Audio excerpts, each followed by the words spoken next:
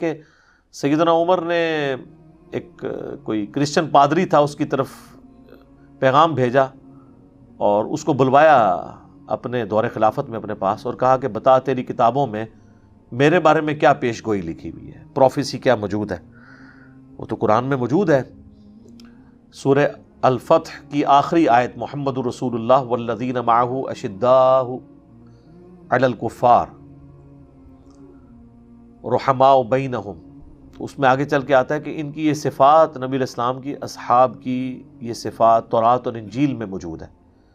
تو حضور علیہ السلام کے ساتھیوں کی تعریف ان کتابوں میں بھی موجود تھی جو پرانی الہامی کتابیں تھیں۔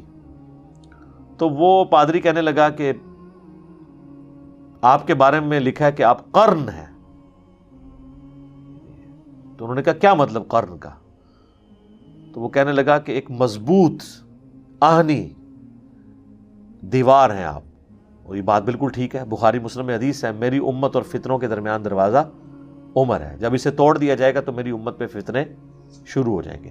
ہم سیدنا ابو بکر اور عمر کی خلافت کو خلافت محفوظہ سمجھتے ہیں، حضرت عثمان و علی کی خلافت بھی خلافت راشدہ ہے، لیکن وہ خلافت مفتونہ ہے، فتنوں کا دور ہے۔ اصل میں جو گولڈن پیریڈ ہے نا خلافت کا، وہ حضرت ابو بکر اور عمر کی خلافت ہے رضی اللہ عنہما۔ خود حضور جب کہہ رہے ہیں کہ عمر کے بعد فتنے شروع ہو جائیں گے، تو اس حدیث کے تحت اس کا قرن کہنا وہ بالکل درست تھا۔ پھر انہوں نے پوچھا کہ اس کے بعد جو خلیفہ آئے گا، اچھا یہ حدیث جو ہے نا ابو داؤد کی، اسے شیخ البانی اپنے منہج کی غلطی کی وجہ سے ضعیف کہتے ہیں، لیکن حدیث بالکل سونے کی مہر صحیح حدیث ہے۔ شیخ زبیر صاحب نے دارالسلام کی آپ ابو داؤد کھولے، اس پہ صحت کا حکم لگایا، اسی لیے ہم نے کربلا والے ریسرچ پیپر میں اس حدیث کو ڈالا ہے۔ تو انہوں نے پوچھا کہ اس کے بعد جو خلیفہ ہوگا، ان کا خلیفہ تو نیک ہوگا لیکن اپنے رشتہ داروں کو نوازے گا، وہ اس میں اقربا پروری ہوگی۔ یہ نیگیٹو اقربا پروری نہیں ہے، وہ تالیف قلب کے لیے بنو امیہ کو انہوں نے ساتھ اٹیچ کیا، لیکن ظاہر ہے کہ حضرت عمر کی پالیسیز تو یہ نہیں تھی، اور اس پالیسی کا اہتمام نہیں ہو سکا تو پھر اس کے نیگیٹو رزلٹ بھی سامنے آئے۔ تو اس پہ حضرت عمر کی زبان مبارک پہ یہ الفاظ جاری ہوئے، خدا عثمان پر رحم کرے، خدا عثمان پر رحم کرے، خدا عثمان پر رحم کرے، 3 دفعہ فرمایا۔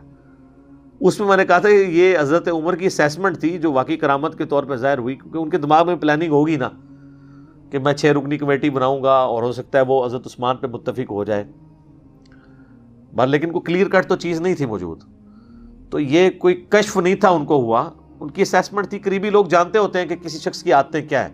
اس حوالے سے میں نے کربلا والے ریسرچ پیپر میں کئی ایک احادیث بھی شامل کی ہیں، حضرت عثمان کا جو اپنے رشتہ داروں کے ساتھ نرمی والا رویہ تھا حضور کی مبارک زندگی میں بھی، اور اس کی وجہ سے ان کو بعد میں کیا نقصان اٹھانا پڑا، کوالٹیز پائی جاتی ہیں۔ خدا عثمان پہ رحم کرے کہ وہ ایسا یعنی معاملہ ان سے نہ ہو۔ باقی یہ کہ وہ جو معاملات ہوئے اس کی وجہ سے پھر میں سمجھتا ہوں کہ سیدنا عثمان کی شہادت ان کی غلطیوں کا کفارہ بن گئی اس حوالے سے۔ آج کی ڈیٹ میں ہم انہیں کوئی متون نہیں کر سکتے۔ وہ بخاری میں بڑی ڈیٹیل حدیث ہے نا، ایک صحابی نے خواب دیکھا تھا کہ آسمان سے گھی اور شہد ٹپک رہا ہے، اور رسول اللہ صلی اللہ علیہ وآلہ وسلم ایک رسی لٹکی ہے اس سے اوپر چڑھ گئے، اور پھر دوسرے شخص نے وہ رسی پکڑ لی، وہ بھی اوپر چڑھ گیا، یعنی حضرت ابو بکر۔ پھر تیسرے شخص نے رسی پکڑی، وہ بھی اوپر چلا گیا، یعنی حضرت عمر۔ پھر جب چوتھے شخص نے رسی پکڑی، یعنی حضرت عثمان، تو رسی ٹوٹ گئی۔ پھر حدیث میں الفاظ ہیں اس رسی کو اس کے لیے جوڑ دیا گیا، تو وہ بھی اوپر چڑھ گیا۔ تو یہ تکلیفوں والا تو معاملہ تھا نا۔ بخاری مسلم میں حدیث ہے، نبی علیہ السلام ایک باغ میں ایک کنویں کی منڈیر پہ بیٹھے ہوئے تھے، تو باغ کے دروازے پہ دستک ہوئی۔ وہ باغ آپ کا نہیں تھا، کسی صحابی کا تھا۔ آپ نے فرمایا جو کوئی بھی ہے نا اس کو جنت کی بشارت دے دو۔ دروازہ کھولا تو حضرت ابو بکر، تو انہوں نے کہا رسول اللہ نے آپ کے لیے جنت کی بشارت دی ہے۔ تو حضرت ابو بکر آئے، نبی علیہ السلام نے ان کو دائیں طرف بٹھا لیا اس کنویں کی منڈیر پہ۔ تھوڑی دیر بعد پھر دستک ہوئی، بخاری مسلم کے الفاظ ہیں، نبی علیہ السلام فرمایا اب بھی جو آیا نا اس کو جنت کی بشارت دو۔ دروازہ کھولا تو حضرت عمر، حضور علیہ السلام نے ان کو اپنے بائیں طرف بٹھا لیا۔ تیسری دفعہ جب دستک ہوئی تو آپ فرمایا اب جو آیا نا اسے بھی جنت کی بشارت دو، لیکن ان مصیبتوں اور تکالیف کے ساتھ جو اسے پہنچیں گی۔ دروازہ کھولا تو حضرت عثمان تھے، یعنی حضور کو یہ بتایا گیا تھا کہ ان کے آخری وقت میں ان کو ان آزمائشوں سے گزرنا پڑے گا۔ تو اس صحابی نے حضرت عثمان کو کہا کہ میں آپ کے لیے جنت کی بشارت ہے، لیکن حضور نے کہا ان تکلیفوں کے ساتھ جن سے آپ کو گزرنا پڑے گا، ان فتنوں اور آزمائشوں کے ساتھ۔ تو ان کا میں اللہ کی پناہ میں آتا ہوں ان آزمائشوں کے اگینسٹ۔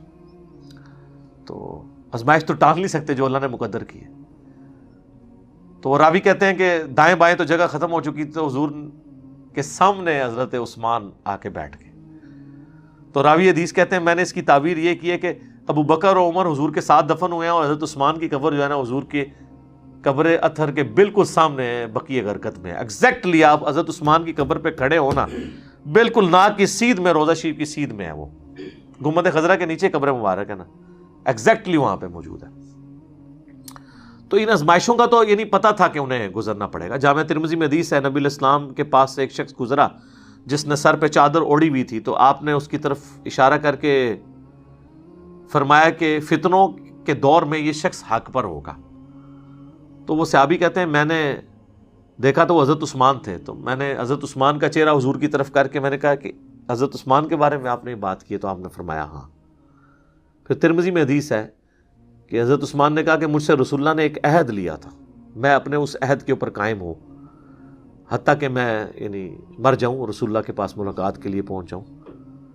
وہ عہد یہی تھا کہ اس تکلیف سے تمہیں گزرنا پڑے گا، صبر کرنا۔ بخاری مسلم میں حدیث ہے کہ مسلمان کو کوئی بھی دکھ، درد یا اندیشہ بھی پہنچتا ہے نا، اس کے اگینسٹ بھی اللہ تعالیٰ اس کے گناہوں کو معاف کر دیتا ہے۔ تو سیدنا عثمان سے بحیثیت انسان جو کوئی اجتہادی خطا ہوئی تو ان کی شہادت ان کی ساری خطاؤں کے اوپر، ان کی پہلے کی زندگی، اسلام کے لیے قربانیاں، 3 موقع پہ جنت کی بشارت ترمذی میں جو آیا، ایک دفعہ کنواں اللہ کی راہ میں خیرات کیا، ایک دفعہ مسجد نبوی کے لیے زمین خیرات کر دی، ایک دفعہ غزوہ تبوک کے موقع پر کتنے جہاد میں جانے والے لوگوں کو سامان دیا، یہ سب چیزیں ان کی زندگی میں بہت بڑی قربانی ہے۔ اس کے علاوہ عشرہ مبشرہ والی حدیث میں جنت کی بشارت الگ سے موجود ہے۔ اس سے بھی بڑھ کے میں جو سعادت سمجھتا ہوں ذو النورین ہونا، کہ نبی الاسلام کی اپنی 2 حقیقی بیٹیوں کا یک کے بعد دیگرے ان کے عقد میں آنا، یہ بہت بڑے فضائل ہیں۔ اس کے اگینسٹ کسی کی زندگی میں 2-4 جگہ پہ کہیں پہ بحیثیت انسان کچھ مس ہینڈلنگ ہو تو اس کی زندگی کو آپ 0 سے ملٹیپلائی نہیں کر سکتے۔ حضرت عثمان رضی اللہ تعالیٰ عنہ کے بارے میں جو حضرت عمر کے کومنٹس تھے وہ کوئی کشف و الہام سے نہیں تھے، ان کی اسیسمنٹ کی وجہ سے۔ جیسے ساتھی لوگ آپس میں ایک دوسرے کو جانتے ہوتے ہیں کہ کسی کا ایٹیچیوڈ کس قسم کا ہے، تو اس طرح کی کئی ایک زندگی میں حضرت عثمان کے واقعات موجود تھے کہ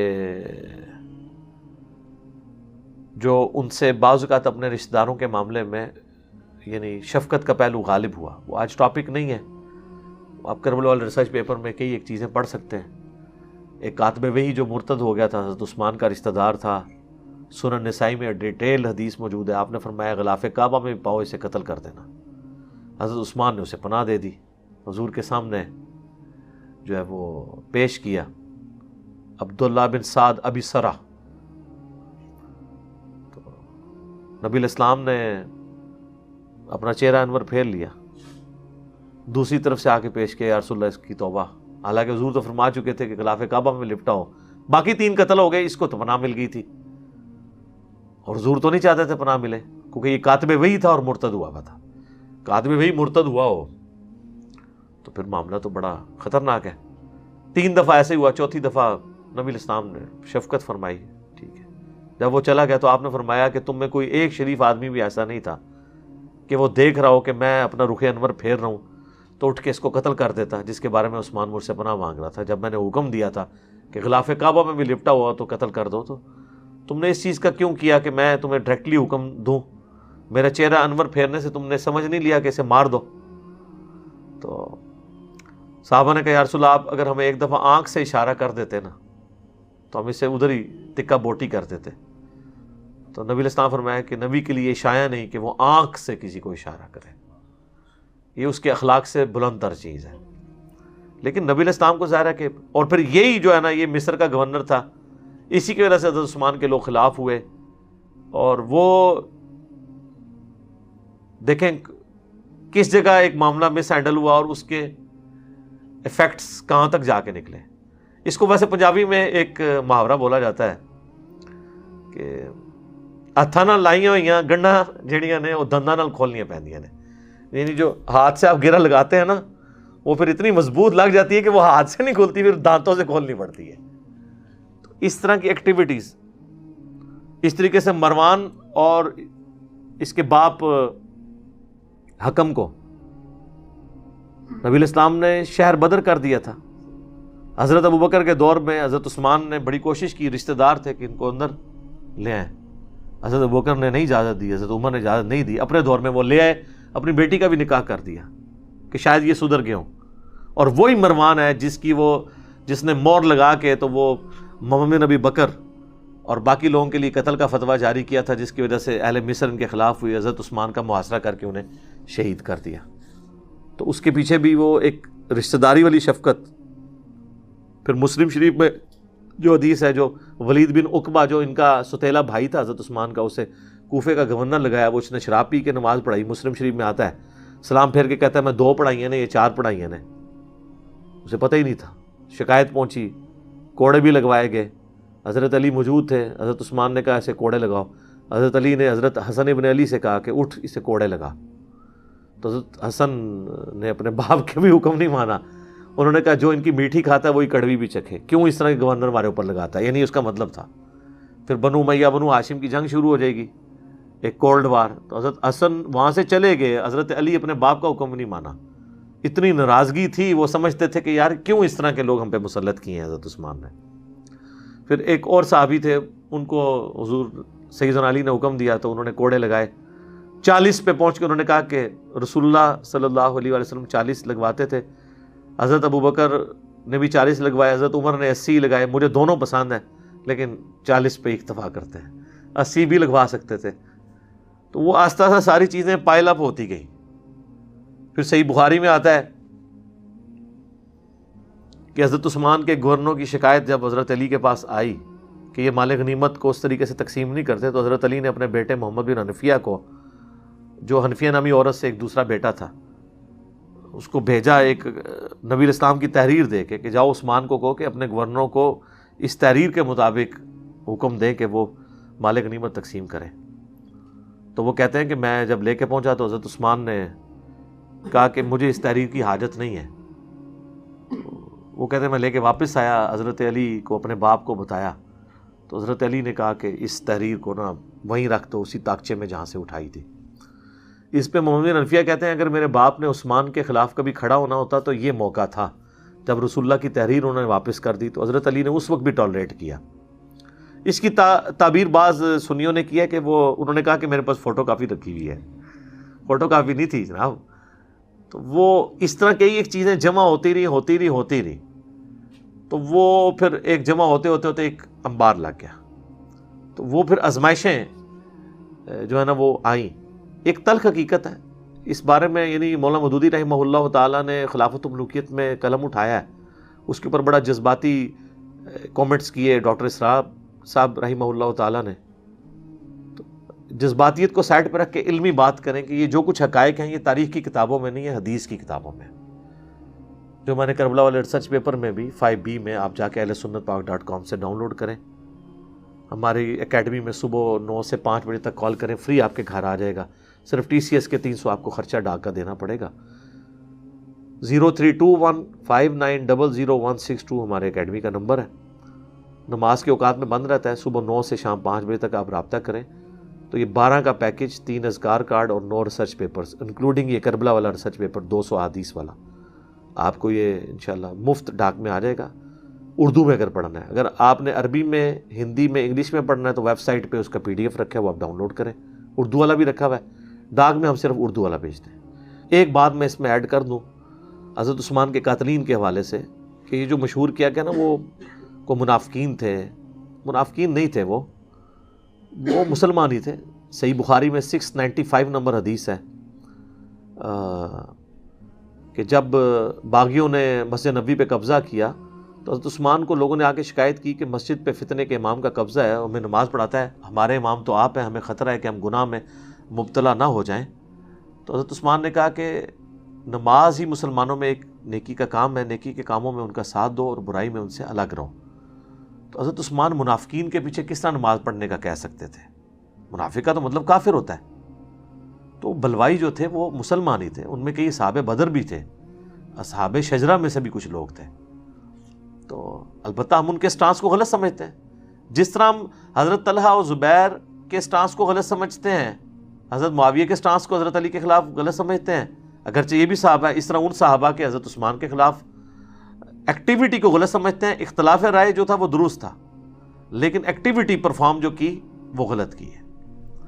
تو یہ میں نے اس لیے کلیئر کرنا ضروری سمجھا۔ لوگ کہتے ہیں وہ جی مسند احمد میں ایک حدیث ہے کہ نبی علیہ السلام نے فرمایا کہ منافقین کوشش کریں گے تم سے وہ قمیض اتروانے کی۔ وہ منافقین وہ اصطلاحاً منافقین نہیں ہے، وہ لغت کے معنوں میں آپ کہہ سکتے ہیں۔ اصطلاح والی منافقین تو اگر حضرت عثمان کو حضور نے کہا کہ منافقین تم سے اتروائیں گے تو آپ نے منافقین کے پیچھے نماز کی اجازت دینی تھی۔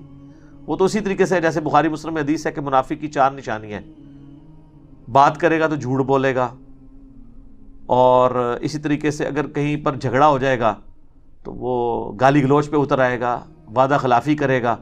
تو یہ تو ہمارے کئی کلمہ کو مسلمانوں میں موجود ہیں، منافقوں والی صفت تو ہے نا، لیکن یہ اعتقادی منافق تو نہیں، عملاً منافق ہے نا، عقیدے میں تو مسلمان ہے۔ اس طریقے سے وہ بلوائی بھی مسلمان تھے۔ تو یہ میں نے کلیئر کرنا اس حوالے سے ضروری سمجھا۔ حضرت حذیفہ ابن یمان جو رازدار رسول تھے صلی اللہ علیہ وآلہ وسلم، ان کے بارے میں وہ اپنے شاگردوں میں بیٹھے ہوئے تھے، تو حضرت عمر فاروق رضی اللہ تعالیٰ عنہ اس وقت امیر المومنین تھے اپنے دور خلافت کے اندر، تو وہ وہاں ان کے پاس آئے، تو انہوں نے لوگوں کی موجودگی میں حضرت حذیفہ سے کہا کہ حذیفہ ذرا مجھے وہ حدیث سناؤ جو تم نے رسول اللہ سے فتنوں کے متعلق سنی ہے کہ حضور کی وفات کے بعد فتنے آئیں گے۔ تو انہوں نے کہا کہ وہ تو بہت ساری احادیث ہیں۔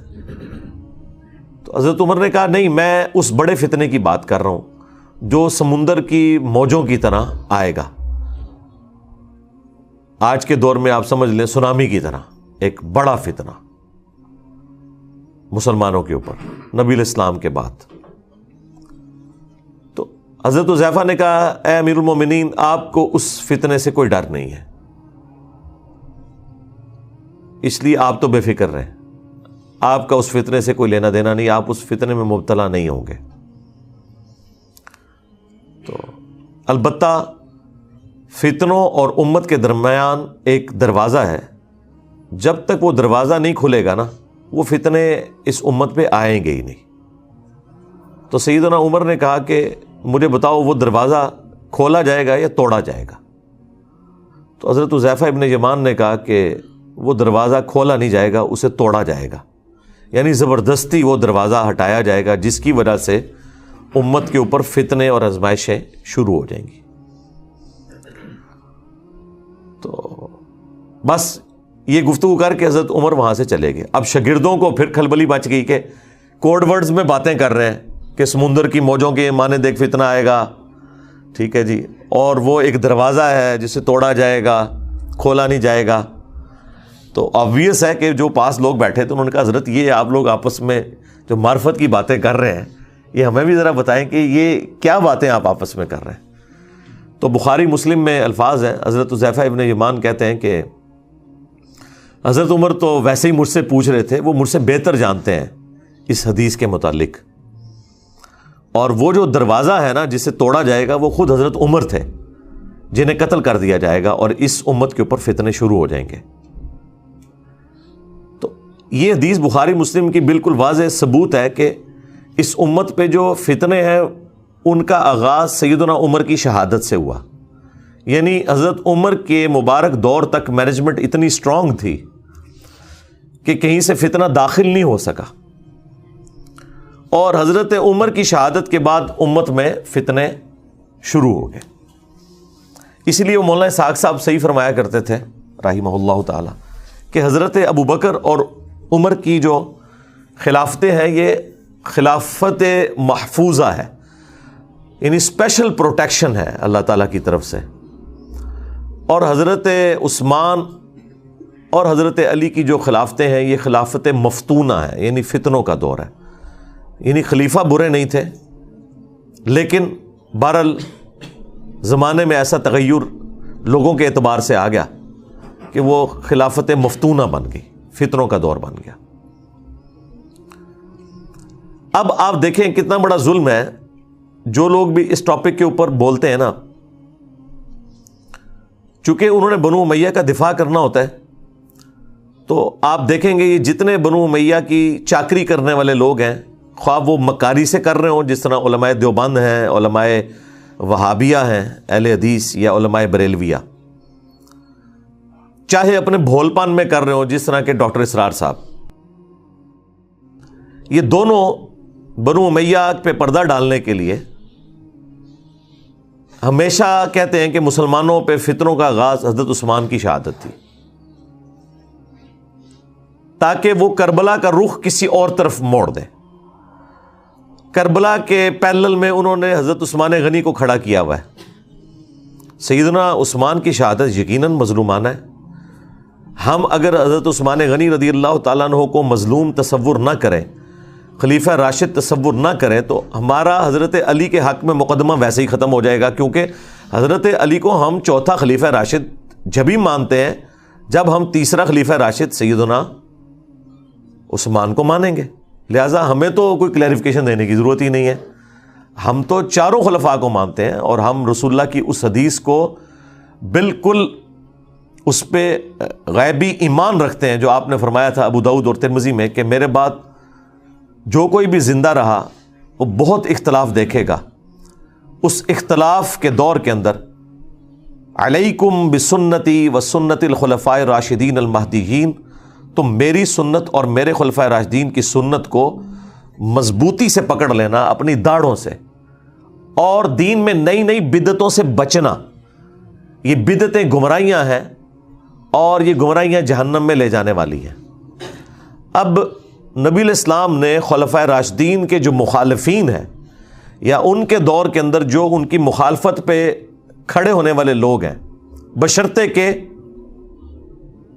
وہ خلفاء ان کے اس اختلاف کو صحیح نہ مان لیں. اگر وہ خود مان لیں کہ یار یہ ہماری جو مخالفت کر رہا ہے یہ بندہ ٹھیک بات کر رہا ہے، وہ تو الگ بات. لیکن جہاں پہ خلفاء کی جنگیں آ جائیں یا مخالفت اس لیول پہ آ جائے، وہ پھر معاملہ الگ ہے. تو نبی الاسلام فرمایا کہ تم نے میری اور میرے خلفاء راشدین کی سنت کو لازم پکڑنا ہے. اس لیے دیکھیں کہ ہم حضرت ابوبکر صدیق رضی اللہ تعالیٰ عنہ کے مقابلے پر منکرین زکوٰۃ کو، مرتدین کو نہیں درست سمجھتے. سیدنا عمر کے مقابلے پر رومنز اور پرشینز کو نہیں درست سمجھتے.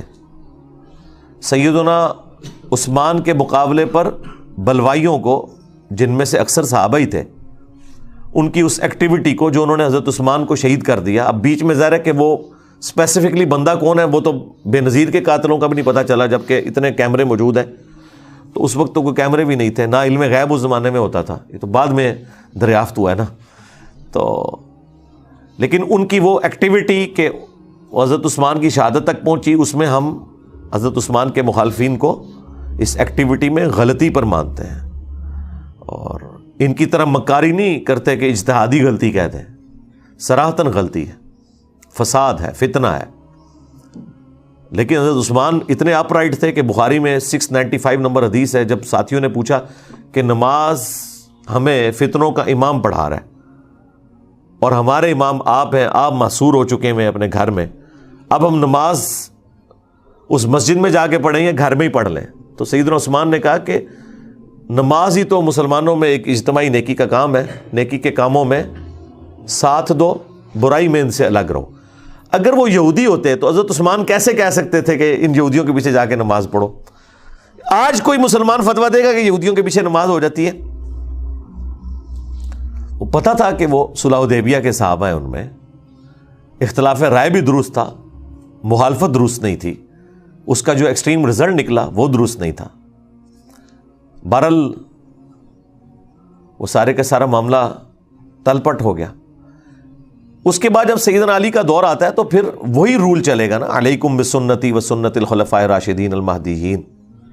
تو وہاں پہ بھی ہمارا یہی عقیدہ ہے کہ حضرت علی کے مخالفین جو اولو العزم اصحاب میں سے تھے، سیدہ عائشہ سلام اللہ علیہا، سیدنا زبیر، سیدنا طلحہ رضی اللہ عنہم اجمعین وعلیہم السلام اجمعین، یعنی یہ واقعی ٹکر کے لوگ ہیں، یہ حضرت علی کے ٹکر کے لوگ ہیں اپنے مرتبے اور اسلام کی کنٹریبیوشن کے پوائنٹ آف ویو سے.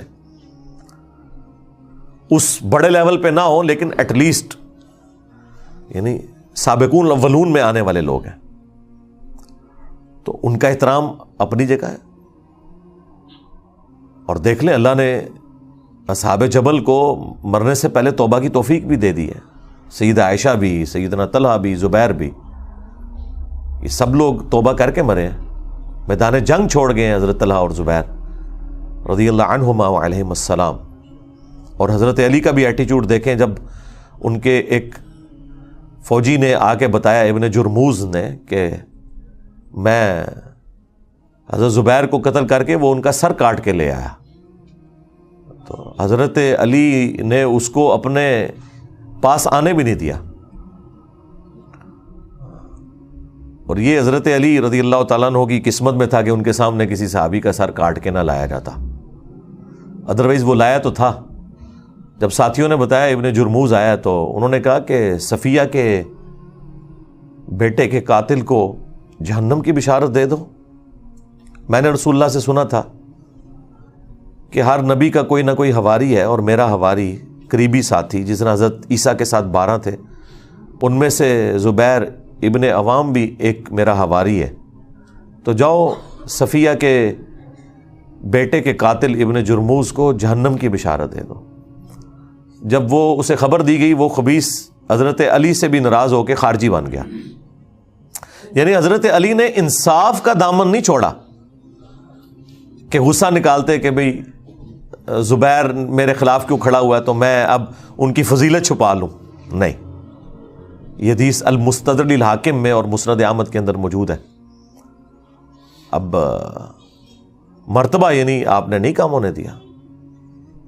پھر مصنف ابن ابی شیبہ میں ہے، حاکم کے اندر موجود ہے، فضائل صحابہ احمد بن حنبل کی کتاب میں حضرت طلحہ کا بیٹا ملنے آیا حضرت علی کو، تو حضرت علی نے ان کی دلجوئی کے لیے فرمایا کہ میں اللہ سے امید کرتا ہوں کہ یہ سورۃ الحجر کی جو آیت نمبر 47 ہے کہ اللہ تعالیٰ اہل ایمان کے دلوں سے ایک دوسرے کے خلاف غل اگر کوئی آ گیا، کوئی میل آ گیا، وہ نکال دے گا. ظاہر انسان نہیں کسی کے خلاف میل نکال سکتا، یہ ذہن میں رکھیے گا. انسان کے اندر کوئی ایسا سافٹ ویئر نہیں کہ جو کوئی کسی چیز کو ڈیلیٹ کر دے یا انڈو کر دے، اللہ نکالے گا. اور وہ سورۃ الحجر کے الفاظ ہیں کہ وہ جنت میں آمنے سامنے بیٹھے ہوں گے تختوں پہ. آمنے سامنے انسان اس وقت بیٹھ سکتا ہے جب ایک دوسرے سے نظریں نہ چرائے، یعنی اس لیول تک اللہ تعالیٰ ان کے دلوں کو پاک کر دے گا. تو حضرت طلحہ کے بیٹے سے، محمد ابن طلحہ سے سیدنا علی نے فرمایا کہ میں اللہ سے امید کرتا ہوں کہ یہ حدیث میرے طلحہ، زبیر اور عثمان بن عفان کے بارے میں ہوگی کہ اللہ تعالیٰ ہمارے دلوں میں جو ایک دوسرے کے لیے میل آ گیا وہ نکال دے گا. حضرت عثمان کا بھی ذکر اس میں کیا ہے، یعنی وہ بات پیچھے سے سٹارٹ ہوئی ہوئی تھی. حضرت علی کو تو پتہ تھا نا کہ معاملہ کہاں سے گریجولی سٹارٹ ہوا ہے، لیکن بہرحال حضرت علی ٹالریٹ بھی کرتے تھے، سمجھاتے بھی تھے.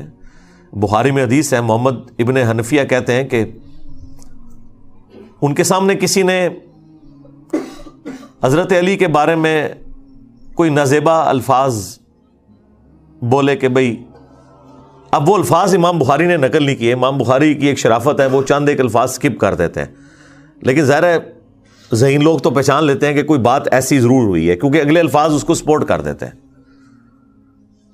ہاں، ابن حنفیہ، محمد ابن حنفیہ جو حضرت علی کے بیٹے تھے، حنفیہ نامی عورت سے، ان کے الفاظ امام بخاری نے نقل کیے اور حدیث سٹارٹ وہاں سے کیے ہیں کہ محمد بن حنفیہ کہتے ہیں کہ میرے باپ نے اگر کبھی مخالفت کرنی ہوتی نا عثمان کی تو اس دن کرتا. تو اس سے پہلے بھی تو کوئی واقعہ ہوا ہوگا نا جس کو وہ کہہ رہے تھے، وہ پھکی دے رہے تھے نا کسی کو، تو ظاہر ہے وہ اسی بات میں پھکی دے رہے ہوں گے کہ بھئی تیرا ابا جڑا نا وہ حضرت عثمان نے مخالفین ہی شامل سی، اس کے علاوہ تو اور کوئی جملہ نہیں ہو سکتا. جبھی وہ اپنے باپ کی صفائی پیش کر رہے ہیں کہ اگر میرا باپ عثمان کے مخالف ہوتا تو سب سے زیادہ حق تھا اس دن مخالف ہوتا. اب یہ الفاظ بخاری میں. اور پھر وہ آگے مومن انفیہ وہ بتاتے ہیں کہ جب حضرت عثمان کے گورنروں کی شکایت حضرت علی کو کی گئی کہ یہ مال غنیمت میں بیت المال میں خرد برد کرتے ہیں، تو حضرت علی رضی اللہ تعالیٰ عنہ نے رسول اللہ کی لکھی ہوئی ایک تحریر مجھے دی اور کہا کہ بیٹا یہ جا کے عثمان کو دو اور کہو کہ اپنے گورنروں کو یہ رسول اللہ کی لکھی ہوئی تحریر بھیجیں کہ وہ بیت المال میں جو تقسیم ہے وہ اس کے مطابق کریں. یہ حدیث بخاری میں ہے، یہ کوئی کہانی شریف نہیں ہے ناسبیوں کی لکھی ہوئی، یہ بخاری شریف ہے. کم از کم 2 طرق تو آئے ہیں اس کے بخاری میں. میں نے کربلا ریسرچ پیپر میں یہ حدیث بھی ڈالی ہوئی ہے حضرت عثمان کی شہادت کے اسباب میں.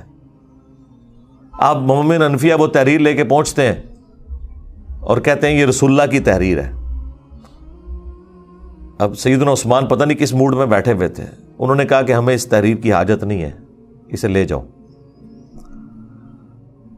اب آج کوئی ہمیں بتائے کہ یہ حضور کی لکھوائی ہوئی تحریر ہے، آپ نے اس کے مطابق چلنا ہے، ہم تو اسے چوم کے آنکھوں سے لگائیں گے.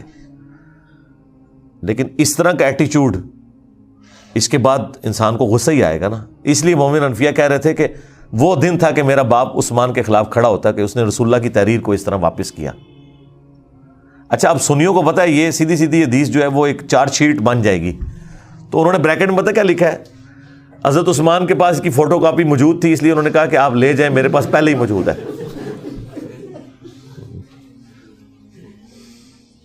تو اندازہ کرو ایک کولوں وچ پایا ہوا ہے. تو اب اگر کسی کو بخاری شریف پڑھ کے بخار چڑھے تو وہ پھر اپنا بخار اسی طرح ہی نکالے گا نا. خیر وہ لیکن حدیث کے الفاظ اس کی حفاظت کر رہے ہیں نا کہ مومن انفیہ کہہ رہے ہیں کہ وہ دن تھا کہ میرے باپ کو چاہیے تھا عثمان کے خلاف کھڑا ہوتا کہ اس نے رسول اللہ کی تحریر واپس کی. تو یہ اسلوب بتا رہا ہے کہ فوٹو کاپی نہیں تھی، وہ ویسے ہی واپس کی تھی، ورنہ فوٹو کاپی ہو تو کس نے غصہ کھانا ہے.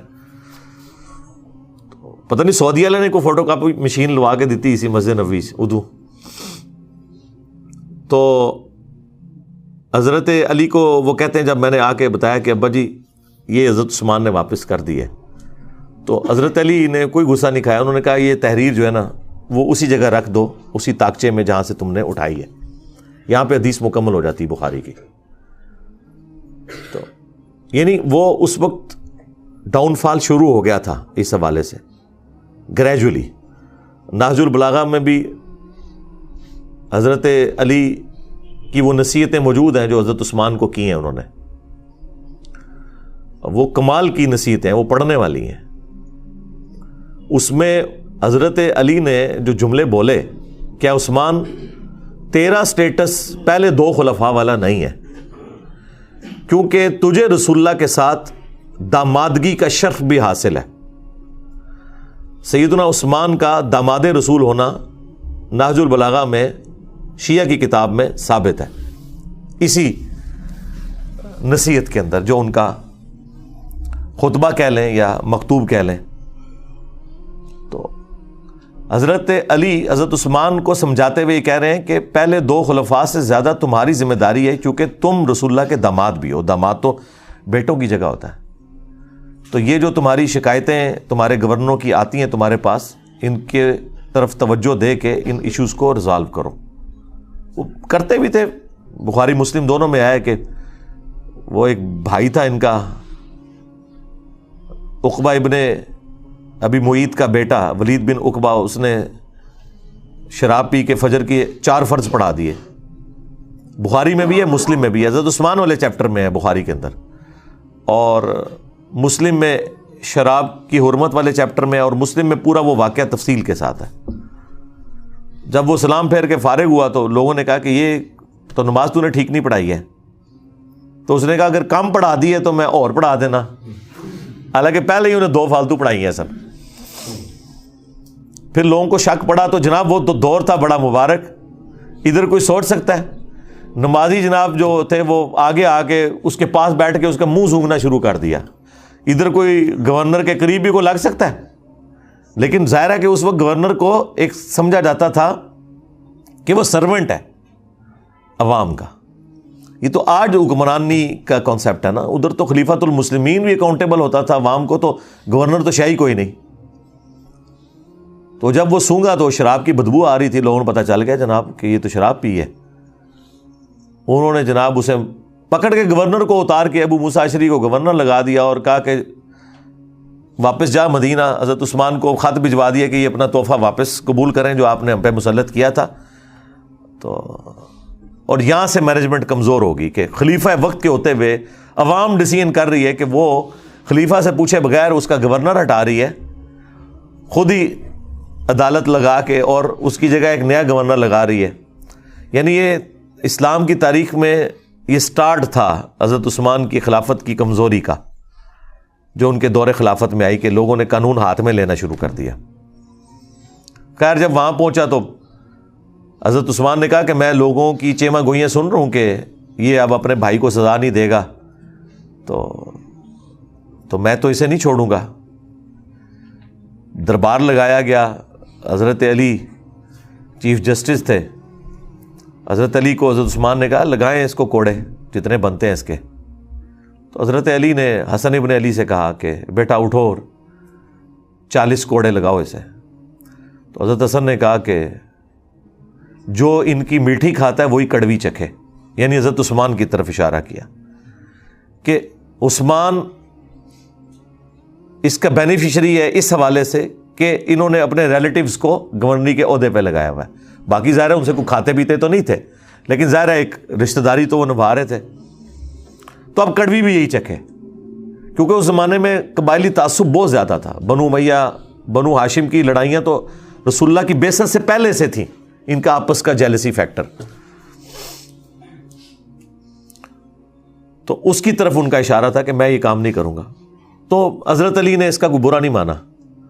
حضرت حسن وہاں سے چلے گئے, باپ کی بات نہیں مانی. آپ اندازہ کریں, اور یعنی اس سے آپ اندازہ کریں کہ اس زمانے میں کتنا ان گورنروں کے بارے میں نفرت پائی جاتی تھی.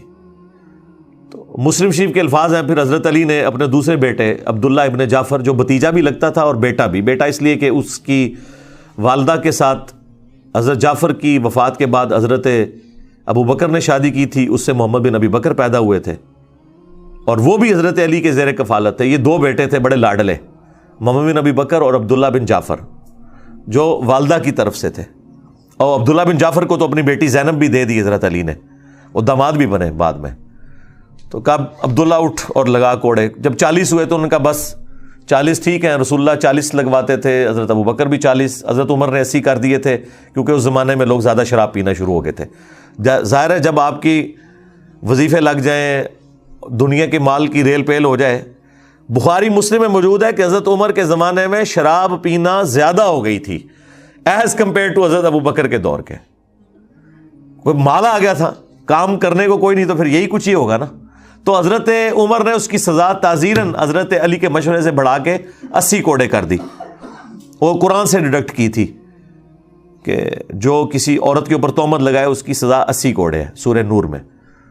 تو حضرت علی نے کہا کہ جو بندہ شراب پیتا ہے وہ پھر ہر بندے پہ تہمت ہی لگاتا ہے, اسے پتہ تو ہوتا ہی نہیں وہ کیا کر رہا ہے. تو 80 کوڑوں کی سزا مقرر کی گئی. یہاں پہ بھی حضرت علی نے 80 کوڑے لگوا سکتے تھے حضرت عمر کی سنت پہ عمل کرتے ہوئے, لیکن کہا بس 40 بہت ہے.